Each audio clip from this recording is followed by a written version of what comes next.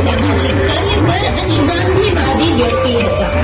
તેમણે 1972માં સ્વચ્છાઈ મહિલા સેવા સંઘ નામની સંસ્થા સ્થાપી. 1972 થી 1996 સુધી તેના જનરલ સેક્રેટરી પદે રહ્યા. તેઓ કાયદાના સ્નાતક છે અને આંતરરાષ્ટ્રીય મજૂર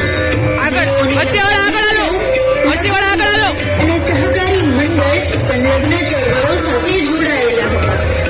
તેમને લેમન મેગ્ઝિસ એવોર્ડ 1977, રાઇટ લાઇવલીહુડ પુરસ્કાર અને પદ્મભૂષણ 1986 જેવા પુરસ્કારો મળ્યા હતા.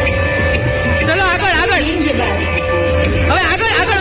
ક્ષેત્ર સાથે અનેક જોડાયેલી છે, પરંતુ રાત્રિ બેટા ગામના બાદી બેન પછી 2016માં તેમની કળાની કચ્છી હસ્તકળાનો ઉપયોગ કરી એક બેગ બનાવ્યો. ત્યાંથી હાલતા ડાન્સ કરો, હાલતા આગળ જાઓ. તેની સ્વરોજગારી સાથે આજે પોતાની